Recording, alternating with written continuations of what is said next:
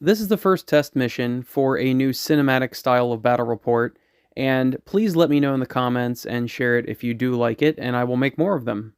This is the Wilden Attack solo mission in the core rulebook for Brutality Skirmish Wargame, and I'm using my Actor Warband, which are always a lot of fun to play. The traveling theater production, called Ishtar's Players, leaves Port Zatek from another successful campaign of running plays throughout the city, and they've decided to head to Strangletown next, which is to the north of Port Zatek in the Psychotropics. The Psychotropics are never a safe place to travel in small groups, but as they make their way through the jungle, they begin hearing even louder grunts and noises nearby in the brush than they had before. Their leader, Coinbox, turns to Tom, the tomato jester that fights back at the audiences by throwing tomatoes back at them, tells him to go up in the tree and see what he can see as far as any threats nearby. After a few minutes of struggling to get up to the top of the canopy of the tree, Tom surveys the area and finds that 3 mutated Wilden are closing in on them. It's a hunting party, and the team needs to be prepared for a battle just as the first Wilden charges.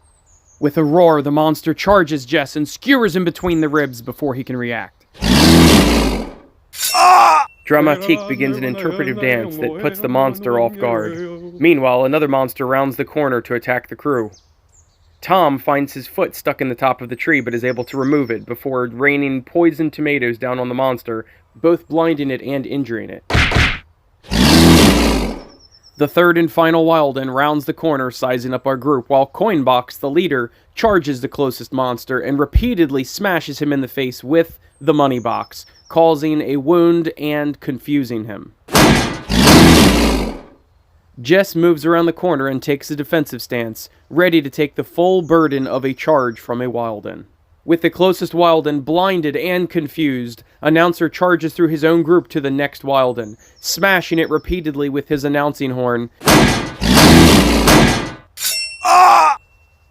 until it's grievously wounded with organs dangling from its stomach. With his final strike, he knocks it into the other Wilden nearby, knocking them both down. It's not until the dust settles that Announcer sees that he's been stabbed through the leg in the scuffle. The third Wilden charges poor Jess, maiming his hand and disarming him. Meanwhile, Jess is able to get one good strike into the monster. Knowing that the first Wilden is now blinded, Tom takes aim at the second one, raining rock-filled tomatoes down at the second one. He's able to blind him and smash his teeth out, dealing a wound. The mutated Wilden manages to stagger back upward as Coinbox assaults the one still prone. With the Wilden at a disadvantage, Coinbox manages to smash him repeatedly with the box of money, wounding him again. Unfortunately, the horn of the monster finds its way into Coinbox. His vision begins to blur as he looks down to find a stream of blood running from his abdomen. After fending off its attacker, the monster rises to its feet once again, wiping the blood from its eyes. It's no longer blinded. It shakes off the trauma to its head. It's no longer confused. Announcer confidently charges the second Wilden, clobbering it time and time again as the monster's axe finds its way into Announcer's leg. Announcer looks down as blood pools around his feet. With one last strike, he knocks the beast into the other Wilden, but to no effect. Its cold body lays on the ground. Seeing that both Coinbox and Announcer are bleeding terribly, Dramatique runs through the battlefield to staunch the bleeding for Announcer, packing herbs into his wounds. Knowing that he's got more advantage on the defensive, Jess picks up his stick and prepares to defend his group against this third Wilden. Coinbox watches in terror as one of the Wilden's wounds heal up right before his eyes. Then, the Wilden charges Coinbox, unleashing a fury of blows and slashes, to which Coinbox cannot survive. Coinbox tries his best to strike back, but having already lost a lot of blood, there was nothing he could do. Enraged by the loss of his friend, Announcer charges the Wilden from behind. Blow after blow, they strike and parry from each other, until both of them find themselves gravely wounded. They both sink down to the ground and die. The final Wilden charges Jess under a flurry of stabs and slashes. Jess's lifeless corpse falls to the ground, but not before he got one good strike in, wounding the creature.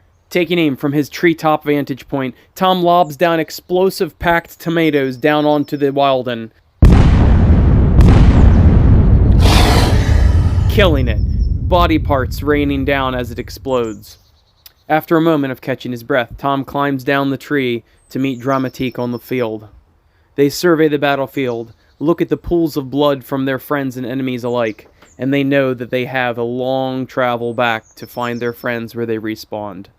Hey, that's it for the battle report. Thank you for watching it, and please let me know whether or not you like this or not, this different format. Not showing any rolls or anything, but you do end up seeing the narrative effects of the rolls. I rolled all of the attacks, the saves, the powers, everything. So hopefully you enjoyed this. It was a lot more work than a normal battle report, but if this were popular, then I would certainly do a lot more of them. Just so you know, Jess the Jester was a master, which is an upgraded fast. The Tomato Jester Tom was just a regular ranged. Dramatique was a controller, although he never got his mind control powers off. The announcer was actually a brute, and Coinbox was a zealot. So I will see you on the next battle report. Please let me know if you like this.